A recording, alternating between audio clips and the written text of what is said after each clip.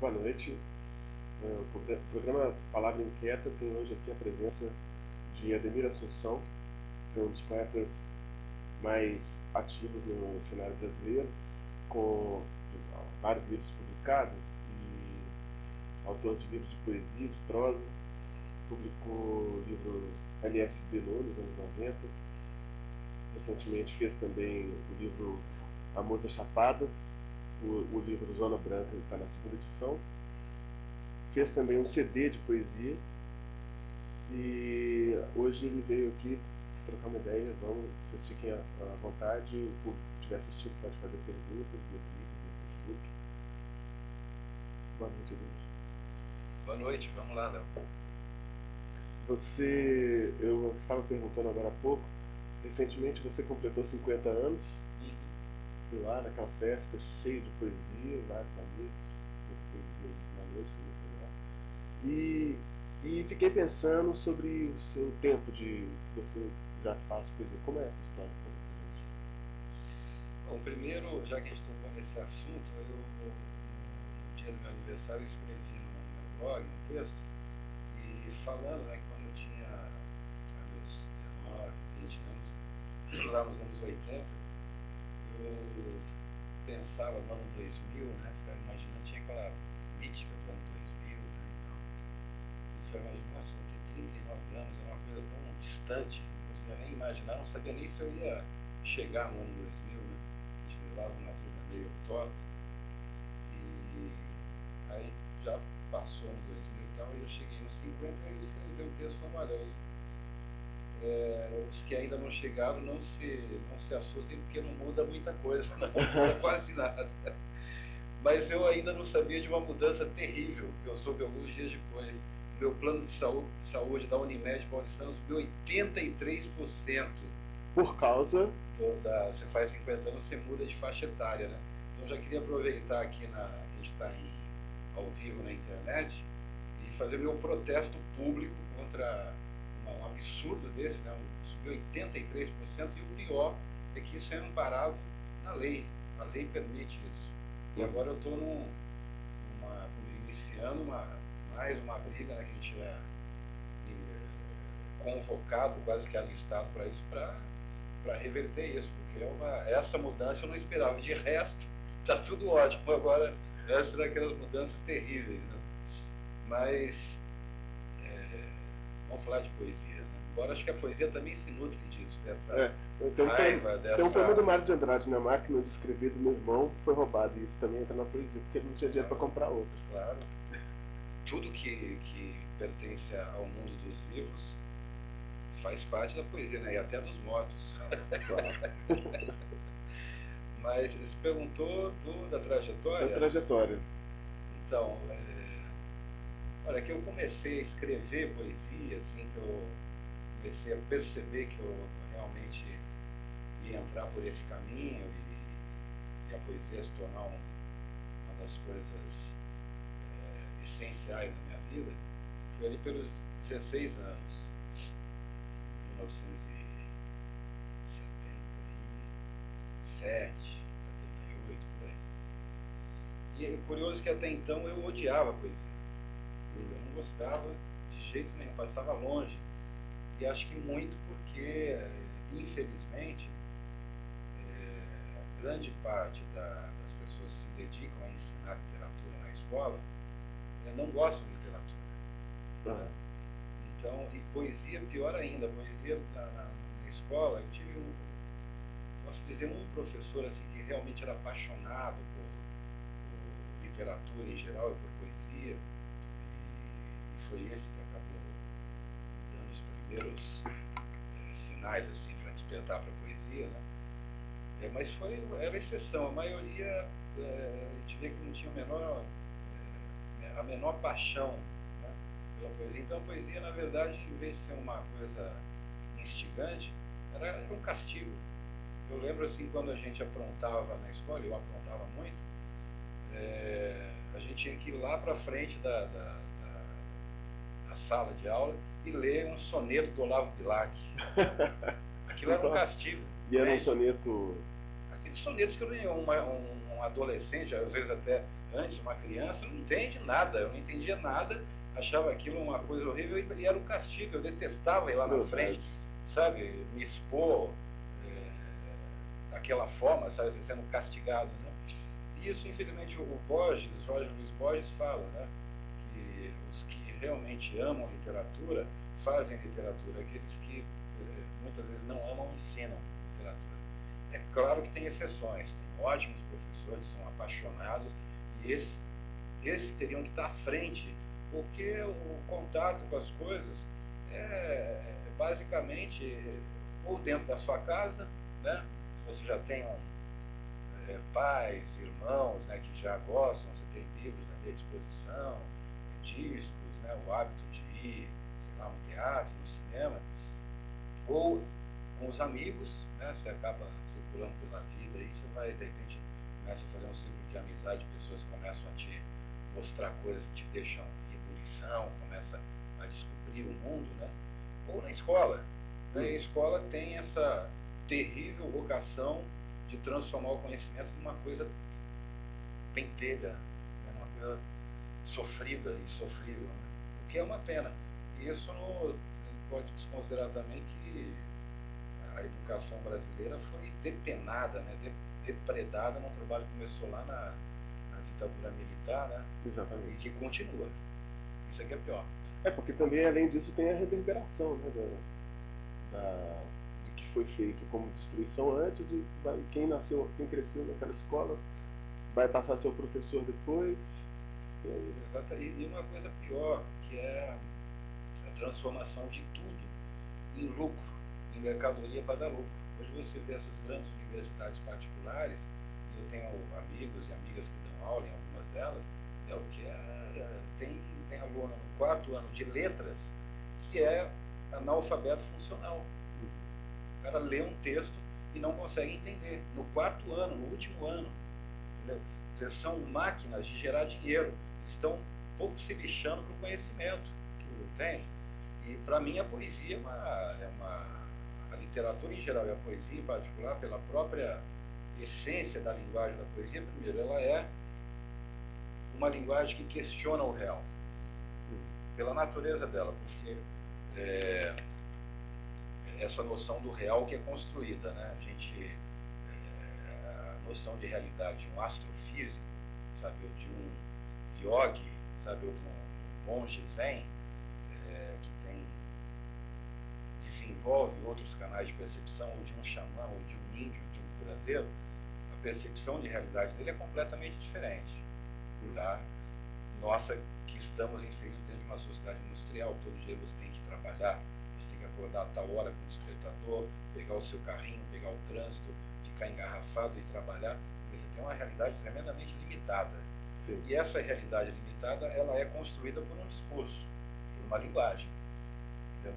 A gente está falando nesse momento, o tempo todo, a gente está se criando noções de realidade em cima de uma herança que você adquire da sua própria língua, né? Quando você começa, a criança começa a falar, você já está junto com o aprendizado da fala, você está automaticamente incorporando toda uma tradição da sua língua, né? Os costumes e tal, e isso tudo é sustentado por linguagens, né? E a natureza da poesia, ela já é de choque com essa linguagem. A linguagem da poesia é outra, sabe? Ela se rege por uma outra lógica, por uma analógica, ou por um discurso sabe, que para as pessoas normais seria o discurso da loucura, né? Seria um discurso, no mínimo, de desvio, sabe, da norma que sustenta uma realidade que, não só para mim, mas para outras pessoas, né? Essa realidade é ilusão. É o que os hindus chamam de Maya, né? Que é ilusão. Eu acho que a poesia está mais próxima de uma realidade mais profunda, ou de realidades mais profundas. Eu acho que não existe só uma. Existe um poeta, o Roberto Juarros, um poeta, se não me engano, é argentino, que falava que O poeta, a poesia, ela cria linguagem, ela cria realidade. Ela é a produtora de realidade, a grande produtora de realidade. Porque, na verdade, é isso, né? O mundo é todo vazado de discursos você pode seguir um discurso a partir da poesia ou não, né? E aí essa realidade que a gente vê como dura acaba sendo uma realidade. Você acha que isso tem a ver com a frase do Boas? A linguagem é um vírus? Eu acho que tem tudo a ver. E quando a gente está falando da poesia, falando da poesia cria a realidade, estou falando especificamente da poesia, tem aquele carimbo na capa do livro Poesia, né, em verso, ou a poesia visual. Estou falando da linguagem. Quando você usa a linguagem com consciência, com encantamento, enfim, com todos os desdobramentos da linguagem. Né? A linguagem ela é um vírus, sem dúvida, que entra na corrente sanguínea para causar um distúrbio. E eu acho que no caso da poesia, esse distúrbio é justamente o distúrbio que te leva a perceber a vida com mais intensidade. Não aquele distúrbio que leva para a morte, é essa a realidade que é imposta todo dia para a gente. Eu não posso acreditar em pessoa em sã consciência, acha que a vida é acordar cedinho, pegar um engarrafamento, um metrô cheio, um ônibus cheio, ir para um emprego, ser explorado o dia inteiro, não ver o sol, né? Entregar o seu sangue para um patrão que está ganhando em cima de você. Se a pessoa acha que isso é a vida, ela está louca. Soltem os loucos dos manicômios e internem as pessoas. Eu acho que as pessoas acabam fazendo isso porque são obrigadas, entendeu? Porque tem medo, porque não consegue vislumbrar outros horizontes. Então, nesse sentido, a poesia, a linguagem, a arte em geral, aquela que realmente vai fundo, ela é um distúrbio para acordar a gente, nós todos que vamos sendo anestesiados em função de toda uma organização de vida que te transforma numa pecinha, né, para ser um parafuso que é apertado, apertado, apertado. A hora que você espana, eles te colocam dentro de uma ambulância, te jogam no hospital e, se não tiver jeito, você vai pro lixão. E aumentam o preço do plano de saúde. Né? Até para morrer você tem que pagar caro. Bem-vindo ao mundo da mercadoria. A verdade é essa. A gente está se transformando numa mercadoria. Tem um verso de um poeta que conheci recentemente, chama Daniela Andújar, que diz: poesia é o império dos sentidos contra o império dos centavos. Essa é boa. O império dos sentidos é porque é isso, né, cara? A vida tem essa dimensão do afeto, né, do contato da pele com a pele, até tudo isso. Eu acho que a gente está vivendo um período assim bem complicado, sabe? Tudo está à venda, né? A fé está à venda, as grandes igrejas. Isso a Santa Madre também já é grande multinacional com 2000 anos. Né? Multinacional muito bem sucedida. Que hoje dá, né, as mídias se sofisticaram, então tudo está à venda, você compra o seu lote no céu, né? Então as coisas mais humanas, né, as coisas mais, o toque, o afeto, a imaginação, o conhecimento, a sensibilidade, isso cada vez vale menos. Por isso que a poesia hoje ela é tão desprestigiada. Né? Você fala em poeta, já vem o pentelho, né? Já vem o chato. E pegar um ônibus cheio, passar o dia inteiro trancado dentro de um prédio sem ver o sol, isso é legal. Isso é bacana. Vai nessa. Bom, voltando ao assunto, você começou a dizer, dos seus 16 anos, começou a escrever lá, você tinha, como é que foi? Tinha um professor que te levou a isso? Ou foi o quê? Não, foi aquelas coisas inexplicáveis, cara. Foi um acaso, assim, foi por uma angústia, sabe, que quando você começa, né, nessa fase de 16, 17 anos, 15 anos, você está situado no mundo, né, você não consegue, você já não é mais criança, você não sabe como é se comportar como adulto, e você olha para os adultos se comportando assim, mas eu não quero me comportar muito desse jeito e tal, e você fica naquela angústia, né, normalmente boa parte dos artistas, as pessoas começam a E acho que vem da angústia, né? Do seu, como dizia o professor, ele tem um verso, né? Que eu não vou lembrar bem, que fala dele, que se coloca um poeta como um cão que se deita atrás do balcão e é tolerado pela gerência, né? Quer dizer, esse desconforto do mundo, né, que o Camões também falava. Acho que essas coisas que te levam a procurar outros canais de percepção e de realização, né, que a poesia passa a ser uma realização que te leva e acaba se tornando uma coisa constitutiva da tua sensibilidade, do teu caráter, né? Então surgiu dessa angústia. E quando você considera que começou a fazer os versos que você já queria, que era aquilo que você pretendia?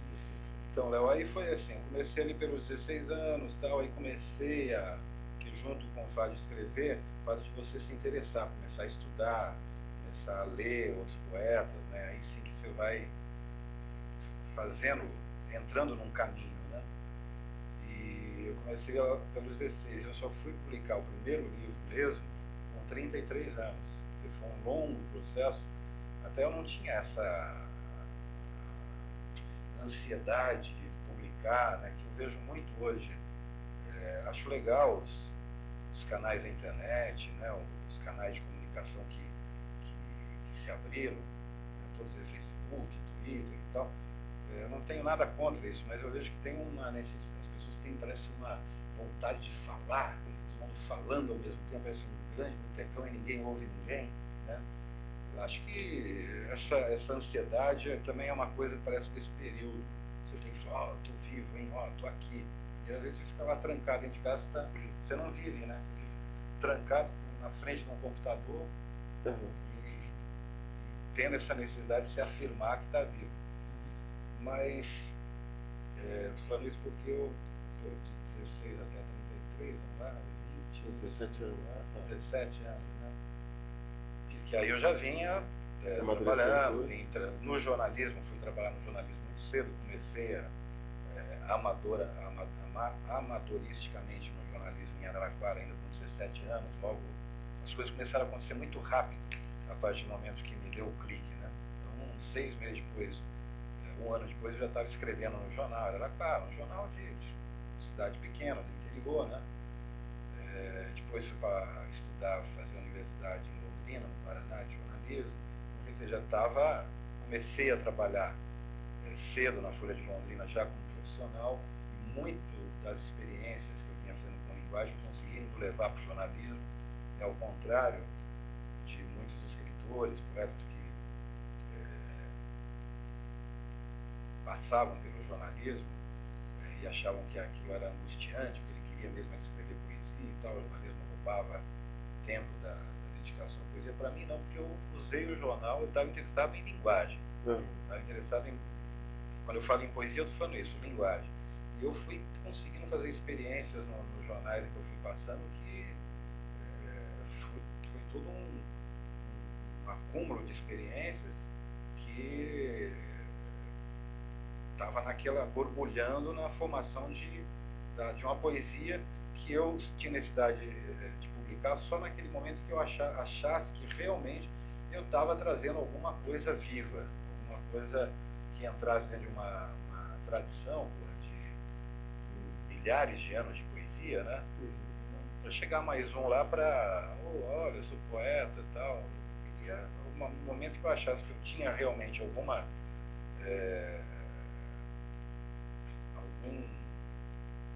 sei lá, alguma coisa a acrescentar ou a colocar dentro do vulcão da poesia, e nesse momento eu publiquei, que foi aos 33 anos que publiquei o LSD Noa, né, que eu já estava ali pelos 29 e eu já tinha... E você já publicava em revista? Sim, publicando em revista. Isso estou falando que é muito importante para mim, e o jornalismo foi um piloto para mim, tanto para desenvolver experiências de linguagem, quanto que eu faço experiência de linguagem, as pessoas talvez se espelham pelo jornalismo de hoje, e não é isso que eu estou falando. Eu tive sorte, eu consegui pegar um período que o jornalismo era muito mais rico, sabe? Eu não tinha aquela frase quase escolar como você tem hoje, né? Que você tem que ser tão baixar tanto nível para não entendo porquê, né? Como se o leitor fosse burro, sabe? Estou falando de um jornalismo muito mais rico que eu me aproveitei e fui fazendo experiências incríveis, né? Que eu estou reunindo em livro, eu tenho 2 livros prontos que em breve vai estar saindo. E esse foi um lado de possibilitar trabalhar a linguagem dentro do jornalismo, né? Que me dava muita satisfação e foi me dando, fui fazendo teste para a minha própria poesia, procurando uma linguagem poética dentro do jornalismo, na medida do possível, né? Dentro de um contexto de um jornal, que vai para casa do leitor no dia seguinte, você escreve todo dia, daquele contexto industrial, que é possível fazer uma coisa muito mais livre. Por outro lado, logo que eu entrei e comecei a trabalhar profissionalmente, eu percebi uma grande possibilidade de aprendizado. Eu estou num jornal, eu tenho uma grande oportunidade de entrevistar aquelas pessoas que eu mais admiro, né? E entrevistar não era, quantos livros você acha que vai vender? Era discutir, sentar com uma pessoa, e ter oportunidade com Augusto de Campos, com Haroldo de Campos, com Paulo Leminski, com Glauco Matoso, que eram pessoas que eu tenho uma grande admiração, e o jornalismo possibilitava eu ir lá, sentar com eles e passar 3 horas ali discutindo a fundo poesia e tal. E para mim era um aprendizado tremendo, porque eu estava conversando com fontes, né, cara, que estavam se dedicando à poesia há anos, estava na linha de frente da poesia brasileira, e eu procurei aproveitar ao máximo esse aprendizado. Você entrevistou Raul Seixas, Bento Pascoal, Kovoyter, maestro, as pessoas fundamentais da música de vanguarda no Brasil, um monte de gente. E depois disso, o jornalismo cultural ele acabou se tornando também uma das suas frentes de resistência, né? A poesia hoje, eu falo isso hoje, né? Mesmo hoje, no seu blog, sempre você coloca uma notícia sobre coisas que estão acontecendo, sobre rebelião. Então, o que eu estou te falando para mim é linguagem. Então, o jornalismo, eu ia gravar um CD com poesia e música, ou um livro de poesia, eu fui escrever, eu não digo romance, porque eu acho o romance uma noção datada, sabe? Eu acho uma coisa do século XIX, fui falar narrativa, prosa, então mas não era uma coisa programada, sabe? Foi meu interesse pela linguagem e ela vai se desdobrando em várias coisas e eu procuro me manter sempre em constante aprendizado, sabe? Experimentando, não me contenta só aquilo que vem com carimbo na capa, poesia, sabe? Eu acho que a linguagem ela se desdobra em várias. Então, falando em linguagem, você publicou, primeiro você publicou poesia, fazia jornalismo, depois fez livro de prosa, tem aquele livro até meio de esse ano, aproveitando a deixa do dia do Boniface, não tem A Máquina Peluda, tem uma coisa. Tem A Máquina Peluda, e recentemente você gravou um CD. Aí um CD que você está acompanhado com uma banda de rock and roll, e toca uma coisa meio blues. Isso me lembra, inclusive, uma afirmação que eu vi você fazendo em algum lugar sobre querer fazer aquilo que o Jimi Hendrix fazia com a guitarra, tentar fazer isso com a poesia. Não, isso do Hendrix foi quando eu tive a centelha mesmo, lá no começo, 16, 17 anos, tá, beleza, poesia, você me deu de poesia que eu quero fazer, né? Eu não sabia, estava ali tateando e tal. E aí quando eu vi o Hendrix tocando Hey Joe, que a música não é dele, na hora me deu estalo, eu quero escrever com essa eletricidade, toca essa guitarra, que me tocou profundamente, né? Então eu queria uma linguagem que chegasse com aquele impacto, com aquela velocidade, com aquela intensidade, né? E a música sempre me acompanhou, acho que é uma coisa até de geração, né? Para a geração anterior a minha, o Leminski, Torquato Neto, né? Esses caras que foram tocados profundamente pelo rock and roll no momento em que ele estava acontecendo. Eu já veio um pouco depois, né? Já meio na ressaca do rock and roll, mas ainda muito forte, né? Então a música era, inclusive, grande parte da poesia mais viva que eu me deparava estava na música, né? Com casos como Torquato, com Sérgio Sampaio, né? Depois de Itamar Assunção, Arrigo Barnabé. Quando eu ouvi o Cara Crocodilo, eu pirei, falei, caramba, cara, como é que o cara conseguiu fazer um negócio desse, sabe? Com aquela linguagem que parecia cinema, história em quadrinhos, uma narrativa que imitava os programas policiais, sabe? Já lá nos anos 80. Que tem também uma relação com a ópera também.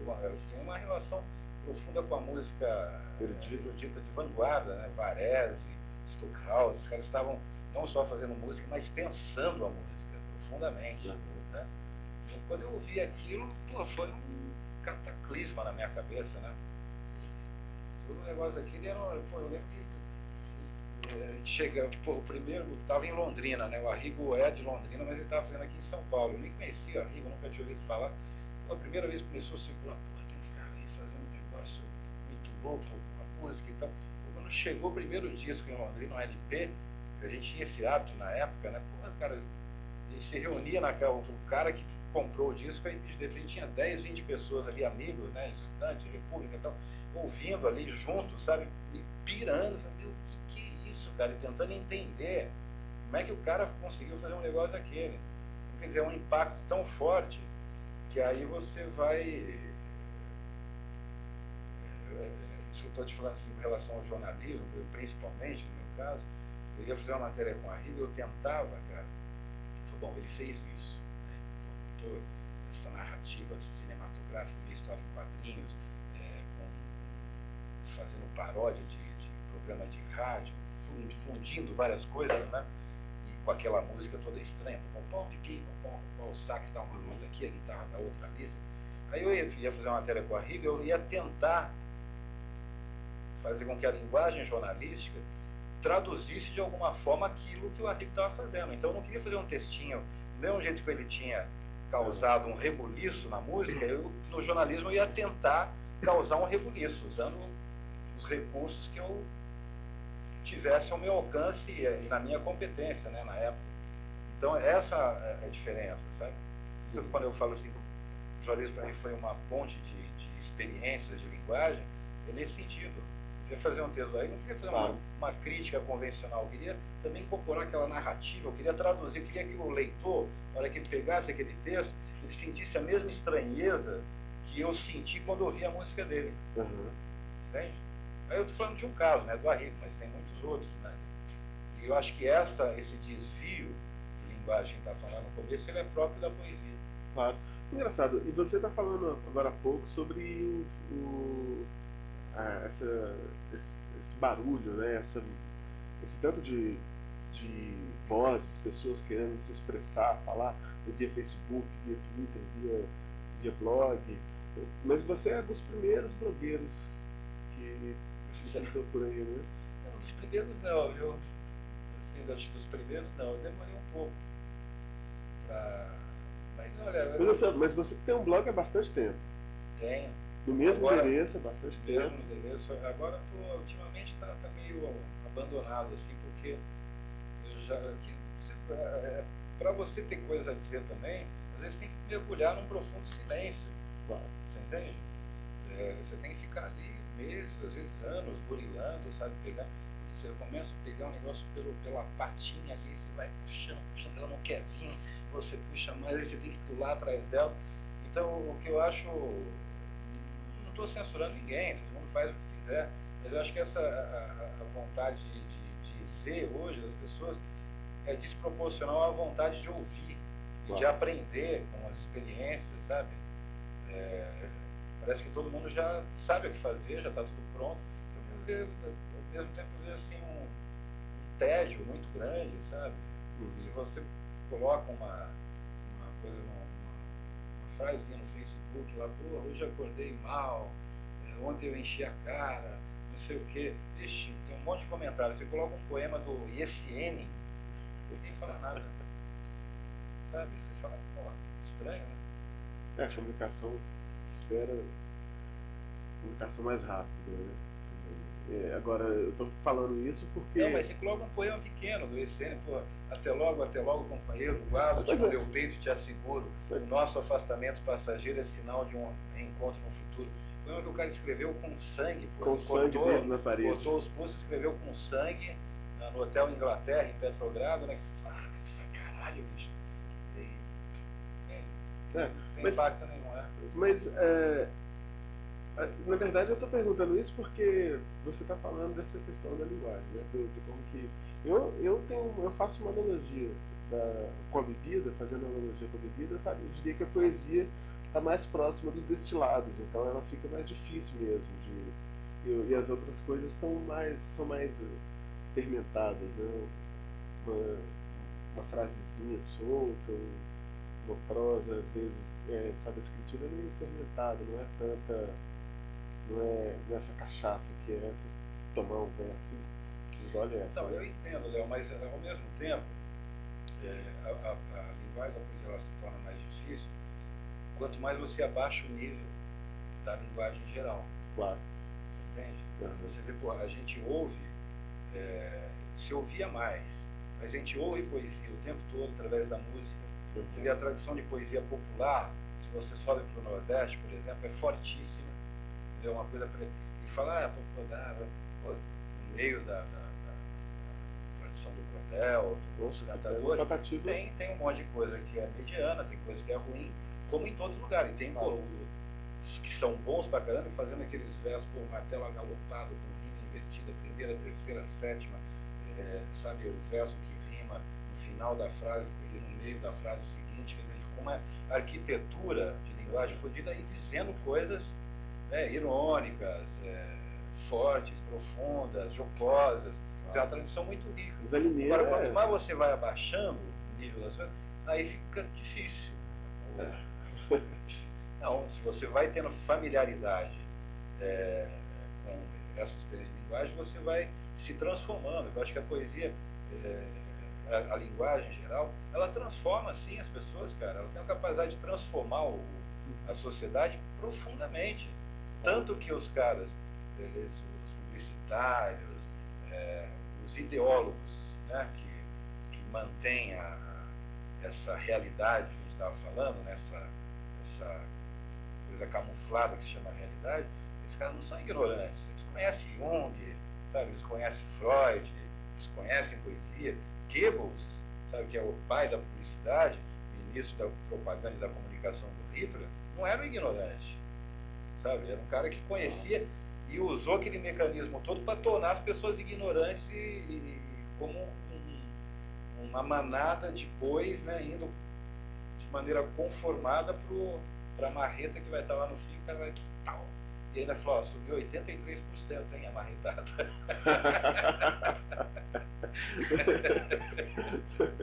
Até ontem se pagava tanto, agora 83% também. Agora, você já pensou, já fez publicidade alguma vez? É muito eu detesto publicidade. Eu até entendo que houve um momento, né, muitos disseram Leminski, que era um cara genial e um cara totalmente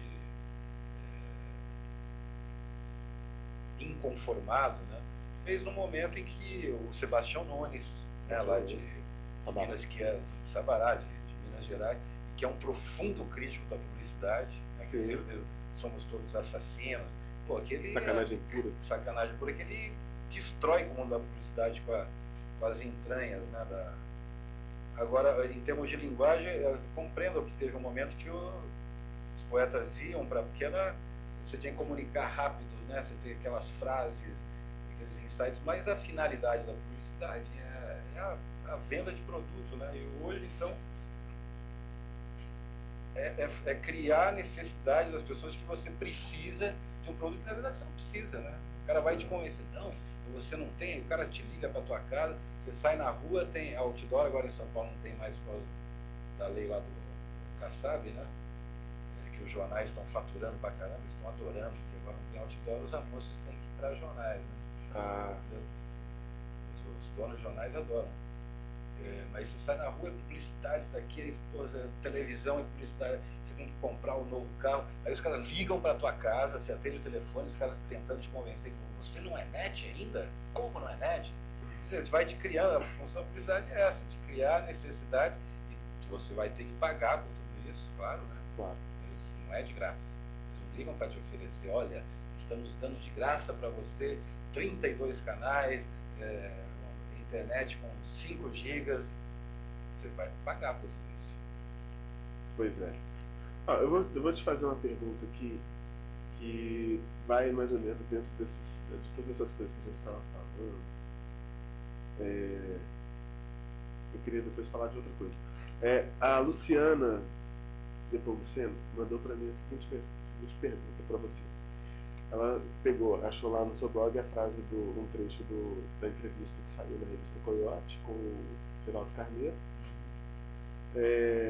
É preciso recuperar a juventude da poesia, devolver a poesia para sua permanente imaturidade. Porque tudo que é maduro em poesia é muito chato, é muito previsível. Hoje há esse paradoxo. Embora haja muitos bons poetas no Brasil, o que eles escrevem é previsível. Falta essa fricção, essa animosidade. É preciso cultivar as discordâncias. E a pergunta da Luciana é a seguinte: se você concorda com o que ele diz, e que tipo de imaturidade é essa? Se essa imaturidade almejada ela é em termos de estrutura, em termos de conteúdo, e que tipo de imprevisibilidade que você espera? Né? Eu concordo, sim, concordo com o Geraldinho Carneiro, com uma ressalva, que eu acho que ele, o contexto que ele está falando isso também fica claro. Não que você não tenha autores, poetas, escritores inquietos, críticos, né, vivos. Hoje no Brasil, acho que tem uma produção hoje no Brasil, não gosto da palavra produção, eu digo criação. Uma criação hoje literária, poética, artística muito intensa e forte. Só que essa justamente não é aquela que aparece. Então acho que ele está falando disso. Né? O que aparece mais é uma coisa mais domesticada, é uma coisa mais madura. Aliás, a Drummond seguiu esse caminho. O Bandeira seguiu aquele caminho. Agora já tem também Augusto de Campos, né, que já é um cânone, né? Seguiu, então você vai, então eu vou me encaixar aqui, entendeu? Você não tem muita surpresa. E aí foi bom, mas bem feito, bem construído, tecnicamente, você conta 33 assonâncias, 25 aliterações, parou no mais, mas aí você acaba de ler e fala, bom, mas e aí? Brincou bastante, pode falar. Tem competência técnica e tal, mas cadê aquele ar de encantamento, de descontentamento, sabe, da coisa que constitui a arte, que realmente, você ouve um Itamar Assunção, nossos filhos, filhas, vidas individuais mortais, nem menos também nem mais do que seus pobres pais, pintam, bodam, fazem quase tudo podem, porém, isso não vai ficar assim, meu bem, fala, opa, você vê a riqueza da linguagem, sabe, deslizando as sonoridades da... Aí você está ouvindo um cara que está brincando ali, sabe, de Barbie. Olha, minha Barbiezinha, penteando o cabelinho da Barbie. O cara tem uma dimensão do que é a arte, sabe, que é grande, é profunda, entende? Então, acho que o que o Geraldinho Carneiro fala é disso, de recuperar essa imaturidade, essa irresponsabilidade, sabe, esse destemor de enfrentar com seu estilindinho, sabe? Enfrentar o gigante Golias, sabe? Que eu acho que isso é próprio da poesia e da arte em geral. Você vai pegar, vamos pegar um Van Gogh, por exemplo, né? Que hoje, um cara é um banqueiro que tem um Van Gogh guardado na sua sala, ele é milionário. E a gente não pode esquecer que bicho, o Van Gogh viveu a vida toda angustiado, cortou a orelha, sabe? Mandar pro irmão, entendeu? Pobre, sabe? Passando fome, miserável, e profundamente mergulhado naquela linguagem, sabe? Mudou a percepção, não mudou só a pintura de um período, mudou a percepção humana em relação a ver o mundo. Né? Você olha aqueles girassóis dele, com aquelas coisas, você fala, meu, isso aqui, você só tem uma visão dessa quando você toma um chá de cogumelo. Você vê a cor viva daquele jeito, entende? Então, eu acho que é disso que o Geraldo Canedo está falando. Hoje parece que na sequência ele fala, hoje parece que é um tédio, parece que todo mundo concorda com todo mundo, parece que o mundo está ótimo, chegou num... Como eu vi, acho que foi segunda-feira no Jornal de São Paulo, na Folha de São Paulo, o repórter entrevistando uma música, que eu não me lembro das novas gerações, ele tornou o cara, acho que tem 30 e poucos anos, e a pergunta que ela fala, bom, agora, qual que é o desafio dos novos compositores, já que não há nada a ser mudado, já que não tem um inimigo como a ditadura? Pô, como não há nada a ser mudado, cara? Se não há nada a ser mudado, você morreu. Só quem não tem nada mais a mudar é quem está morto. Você está vivo, você está em movimento. E o mundo continua com as angústias de sempre e outras que vão se apresentando. Um mundo tremendamente injusto, uma concentração de renda absurda, sabe? Você anda pelo centro de São Paulo, por exemplo, estou falando de São Paulo, que é a cidade que eu moro, aquilo é uma zumbilândia, cara. Experimenta andar numa terça-feira à tarde, ali no pátio do colégio, na Praça da Sé, crack ali sendo fumado na cara da polícia ali, entendeu? As pessoas numa degradação fodida. Você acha que esse mundo está ok? É uma concentração de renda. Quem é milionário se torna cada vez mais milionário. Eu não sei porquê, não sei para que precisa de tanto dinheiro. Você passar pelo mundo, vai ser 80 anos de vida, né? Que essa é a grande aventura. Você passar por aqui e você vai embora, velho. Não vai ter dinheiro que vai te segurar aqui, não. E aí você dedicar a sua vida a explorar os outros, sabe? Em vez de dedicar a sua vida a se aprofundar na experiência, o teu tempo, cara, você tem 80 anos de vida, e olhe lá, hein? Né? Porra, é o teu tempo para, né, perceber, conhecer, né? Não. Então, a pergunta, eu já acho assim, é triste para mim. Provavelmente é um cara novo, né, um repórter novo, é uma pergunta dessa como se o cara já está conformado, não há nada a ser mudado, entendeu? Não há um inimigo, como não, cara? Você entende? Eu acho isso triste, sabe? Você vestir a roupa de um patrão, ou a roupa de uma ideologia que está hoje, é o Brazilian Way of Life, né? Aquela coisa do American Way of Life dos anos 50, dos Estados Unidos, que é coisa careta, bicho, aquela coisa que as mulheres usavam aqueles penteados de bolo de noiva, né? Aquela coisa, cara, casar, pô, ter os seus filhinhos, a sua casinha, não sei o que, aí o marido ia atrair, sabe? Aquela coisa fake, né? Que, porra, a geração dos anos 60 da contracultura do rock and roll explodiu com aquilo. Pô, aí começou a ter uma mudança de comportamento, né? De verdade e tal.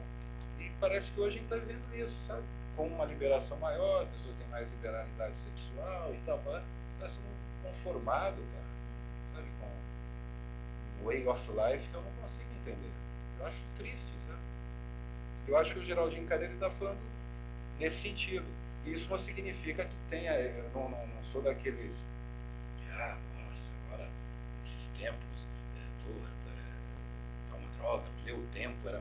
Meu tempo é agora, enquanto eu estiver vivo, é meu tempo. Eu acho que tem gente fazendo e acho ótimo quando chega gente nova com sangue nas veias, sabe, a fim de...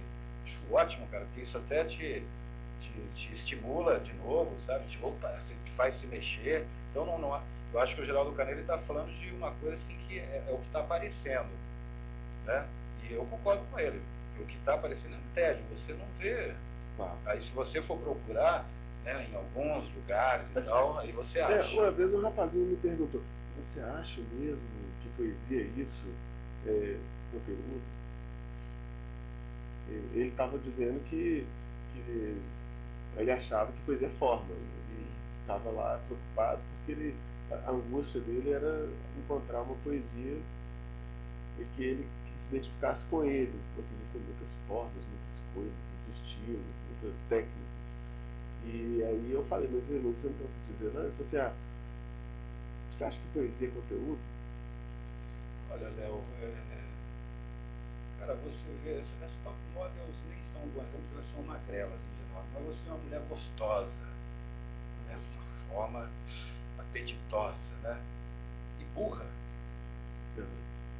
Isso eu não estou querendo ofender ninguém, eu estou falando de outros casos que existem, né? Bom, cara, que aí você vai conversar em 5 minutos, você já está saindo fora. Claro. Entendeu? Pô, eu estou sentindo assim, tacanha, sabe, com aquela mentalidade. Então é uma combinação de coisas, sabe, uma forma, aí eu não estou falando de beleza. A poesia, a linguagem geral é isso. Ela não existe, a linguagem não existe sem linguagem. Não sei se dá para entender. A linguagem escrita, ela é uma construção. Então, no momento que você está construindo aquilo, você tem consciência dos vários recursos que você pode usar para dizer aquilo que você quer dizer, né? Você pode conseguir um impacto maior. Claro. Agora, isso que está falando, se virar uma coisa só de, porra, quantas assonâncias, paranomásias, aliterações, você vai pegar um caderninho e ficar anotando ali e tal, e você acaba de ler e não te diz nada, absolutamente nada, eu acho que isso é uma deformação também da noção de vanguarda, né, que é uma coisa do século XX, teve dadaísmo, surrealismo, poesia concreta, né, a gente teve vários momentos de ruptura, e as pessoas esquecem que esses momentos de ruptura elas não surgem do nada. A gente teve uma Primeira Guerra Mundial no começo do século que foi uma devastação, foi um trauma. Uma Segunda Guerra Mundial que foi terrível. E essa necessidade de ruptura, ela surge a partir do momento de um desconforto total, de você tentar, você vê que faliu, e um modo de vida faliu. E aqui que a gente estava falando no início, a percepção, a construção, nós somos humanos. Nós falamos uma linguagem, nós somos constituídos por uma linguagem. Isso que faz com que a gente não seja elefante, embora os elefantes também tenham a sua linguagem. Eles têm uma maneira de se comunicar. E essa linguagem constitui. Você, quando a gente está, sem saber, carregando nas costas um monte de dogmas, de traumas, que vem lá da Bíblia. Entendeu? Então, esses momentos de ruptura, eles surgem de uma necessidade extrema. É que nem um vulcão, chega um momento que o magma ali, a lava, está borbulhando tanto que ele explode. Ele tem que vazar. Aí depois vem a diluição, aí vira aquilo que era choque, rebeldia, sabe? Acaba virando maneirismo, aí como soneto. Aí você vai contar lá o dodecassílabo, você fez um dodecassílabo perfeito e tal. Você tem também um poema concreto perfeito, que não diz nada. Aí virou só maneirismo. Eu acho que os caras que deflagraram isso devem se sentir, eu estou falando o Augusto de Campos, por exemplo, deve se sentir tremendamente incomodado quando vê uma coisa que os caras deflagraram com tanta intensidade e vê aquilo transformado num nada. Entende? Porque são pessoas que também queriam as coisas, uma inquietude no mundo. Sem dúvida. Como que é para você isso, de repente, você sair de uma turnê por aí, não só pelo interior de São Paulo, Vai a São Paulo, a gente fez Recife, Belo Horizonte. Você fez uma turnê de poesia. Eu queria comentar que é uma coisa que eu tenho, que foi uma surpresa de um tempo para cá para mim, que eu estava gostando de acompanhar, que assim, tem uma tendência de surgir alguns poetas que gravam CDs. Não só se preocupam em publicar os poemas, então gravam CDs. Isso não é novidade nenhuma, né? Tem 15 gravou vários CDs, tem o Drummond gravou CDs, Vinícius de Moraes. Mas de um tempo para cá, tem surgido uma quantidade maior de poetas que gravam seus discos junto com a publicação do livro. Ou só a publicação do CD, do Corona, que fez 2 CDs gravados, né? Tem aquele disco bonito do 120 mil, com vários poetas falando. E como é que é isso? Você gravou o CD, fala poemas e ainda faz uma turnê, faz uma trajetória diferente do que a gente está acostumado a ver no caso de poetas. Então, como você mesmo falou, não é nenhuma novidade, né? Vocês estão aqui, Vinícius, bom, e a gente pode recuar mais. A poesia, a origem da poesia é oral. A poesia existe antes do livro, né? E muito antes do livro impresso. Gutenberg aí passou a ter cópias, mais cópias, e aí sim se instaura o livro, né? A poesia, ela nasceu na oralidade, tanto os poemas épicos, a gente sabe disso, qualquer pessoa sabe. A Ilíada, a Odisseia, eram, pelo menos parte deles, eram lidos em praças públicas, na Grécia Antiga, poemas de guerra, falados, né? Oralizados, mais do que lidos, oralizados. E aí depois foi se compilando e tomou a forma do livro, e a gente lê hoje em silêncio e tal. Então é uma tradição antiga, anterior à escrita, anterior à tradição do livro, né? E o livro, inclusive, modificou a poesia. No momento que você a fala, ela está no tempo. O livro está no espaço da página. Isso também causou modificações na poesia. A poesia concreta, por exemplo, já aí a gente dá um salto vertiginoso para a contemporaneidade, ela é possível no espaço do papel. Quando ela vai para o CD, como a de Campos também fez, ela é outra coisa, né? Ele está explorando outras possibilidades, mais ligadas ao tempo do som do que à visualidade. Né? Então o livro modificou. Agora ele pode dizer que a tradição da poesia ela é oral. Né? A origem dela, o Nietzsche fala disso. Né? Ele fala, eu não me lembro de qual, mas ele fala, estamos perdendo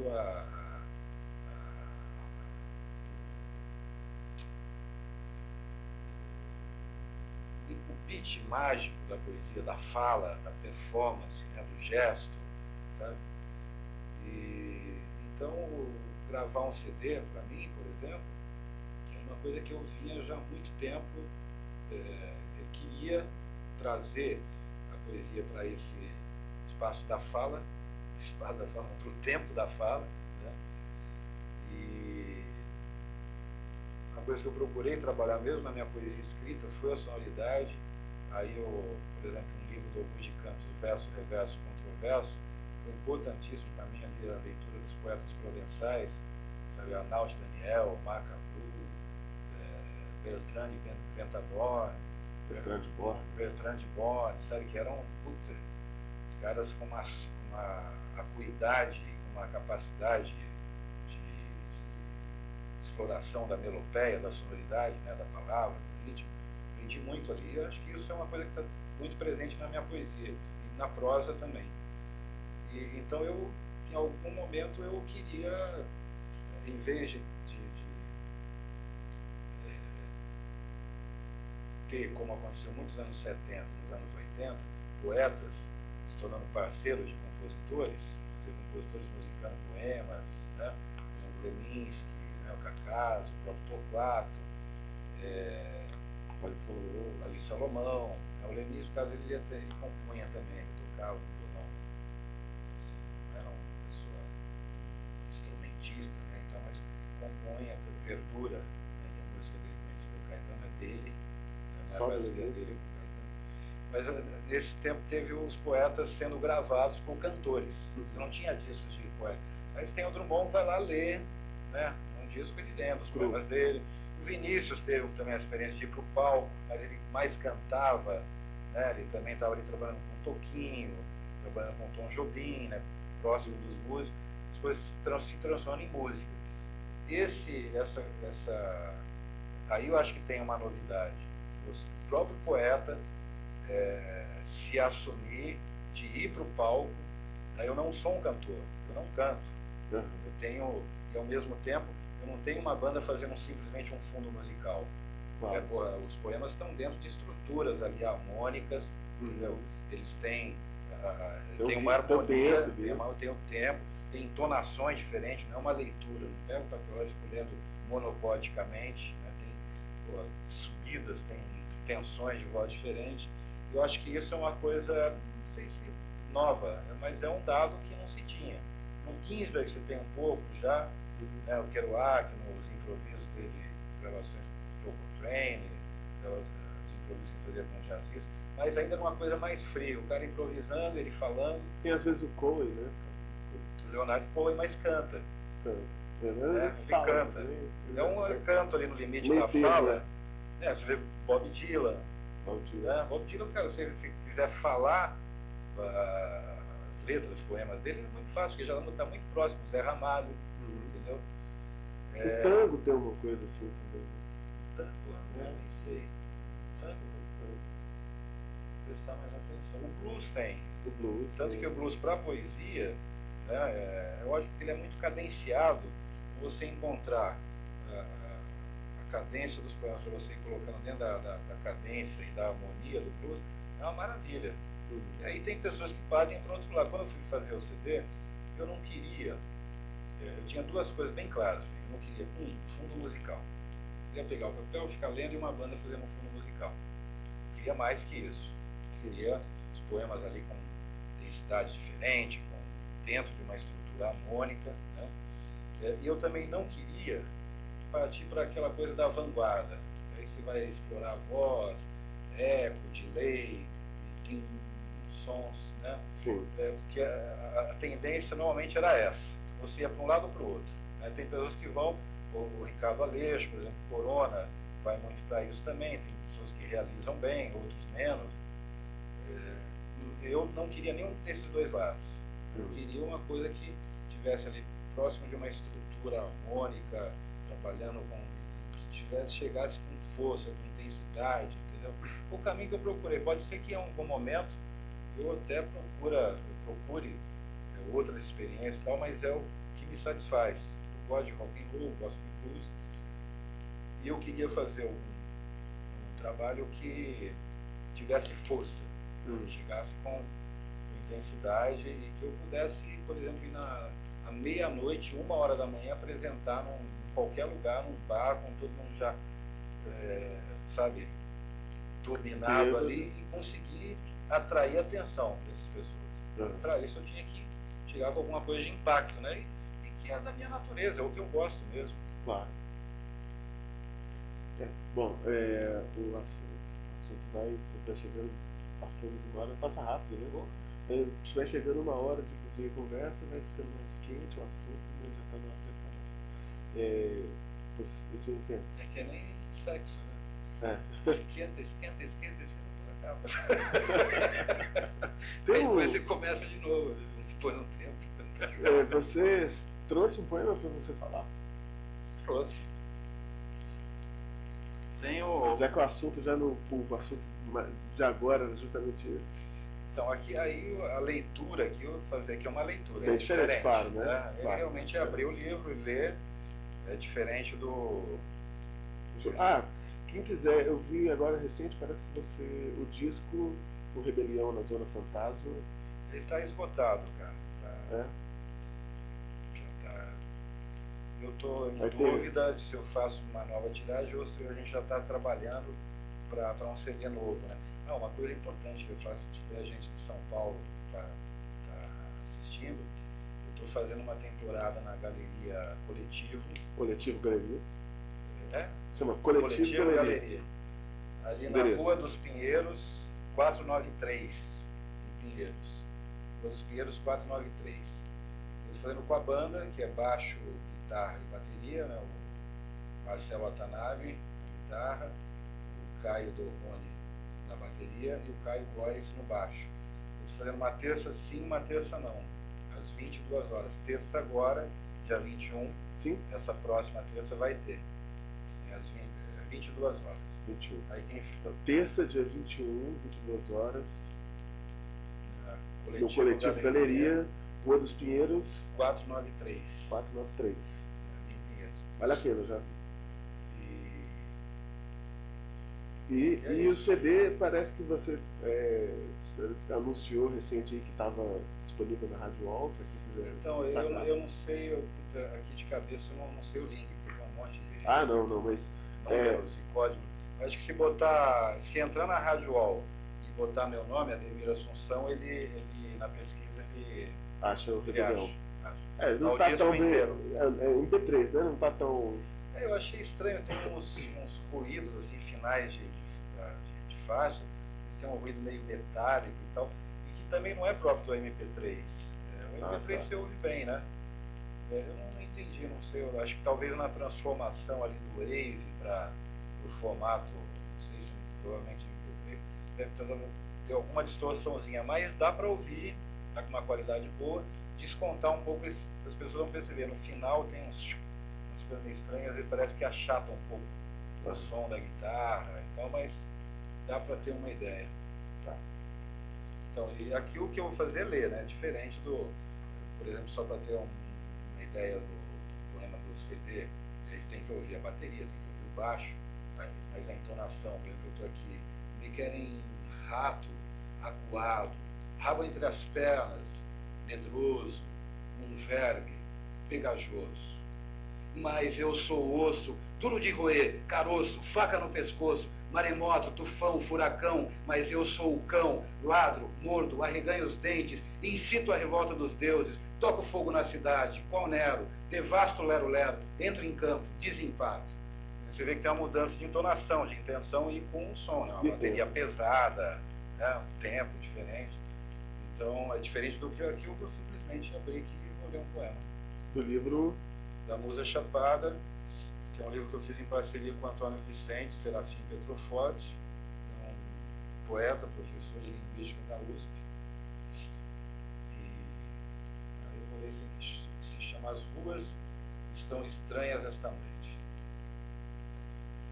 Pétalas destroçadas tingem a noite de vermelho. Mr. Morfina se arrasta pelas ruas, os bolsos cheios de câmaras de ar furadas, tranqueiras e cacos de vidro. Peixes coloridos saltam sob a luz dos semáforos. Uma rosa cospe um blues na poça das sarjetas. Um opala caindo aos pedaços bate de frente no monumento aos desesperados anônimos. O vidro do aquário se estilhaça. Os peixes fogem montados em motocicletas envenenadas. Orelhões suicidas gritam palavras obscenas para velhinhas traficantes. Mr. Morfina acende um cigarro e observa a palidez de 50 top-models que desfilam descalças na passarela cheia de cabos de vidro. Deus está solto. Dizem que ele está armado.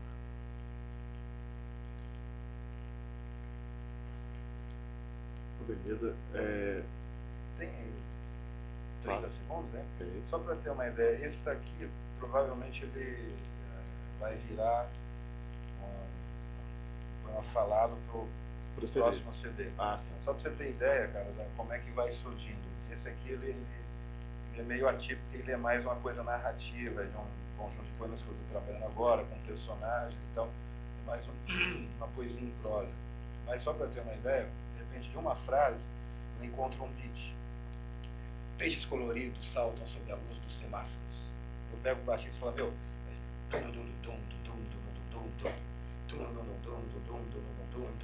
a gente, a partir disso, vai criando variação, e aí vai surgindo. Entendeu? Não é uma coisa que está falando de ficar uma banda fazendo improviso. A gente pega, de repente, de um pedaço, a gente acha um beat, e isso vai servir para... O poema é um elemento básico, rítmico, composicional.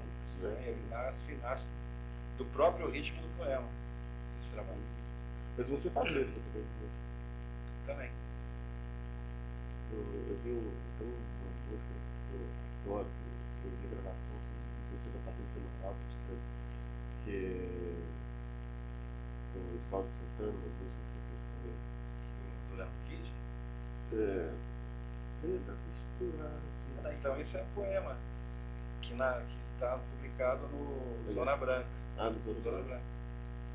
Tem uma poesia que eu estava falando, como eu sempre me interessei muito pela sonoridade do poema e tal, mas aí é um poema que ele está ali no livro. Ele sai dali e acaba indo para a música porque o Edivaldo, o Madame, com quem eu compus muito, né, o José Cabaleiro, tem pego poemas e feito música. São poemas publicados em livro originalmente, né? Agora tem poemas que o espaço dele é o tempo da fala. É um poema para ser oralizado. Tem poemas do CD, por exemplo, no meu CD tem um poema que se chama Então, que eu jamais vou publicar em livro. Aham. Porque ele é pensado para o CD. No livro, no espaço do livro, ele perde a intenção, ele é outra coisa. Agora, tem poemas que saem do livro e vão para a música. Dá tempo de você falar esse poema? Você sabe de qual? Então, Não, o grupo de letras de música que foi gravado, musicado o festival, com o Edivaldo. na verdade, são 2 poemas que ele juntou Ah, tá. numa música só. Né? Que aí um é pequeno, aprenda a costurar as suas próprias roupas quando as flores forem poucas. Quando a brisa de inverno varrer sua casa, aprenda a voar com as suas próprias asas. Aí um outro, que em caso de cansaço, sente-se como um tigre imóvel ao relento, atento ao soprar do vento. Pode ser, aconteça, uma flor de lótus floresça na lama dos seus olhos. São 2 poemas diferentes, né? Que ele juntou e ficou na música que chama The Insider, que a Titânia gravou. Ah, The Insider. E a Titânia gravou também. Bom, estamos terminando então mais essa noite super inquieta para o Palavra Inquieta, para fazer jus ao nome do programa, muito assunto. Palavra Inquieta teve a presença do Ademir Assunção. E tem algum recado? Então, agradeço a todos que puderam assistir. Boa noite e até a próxima.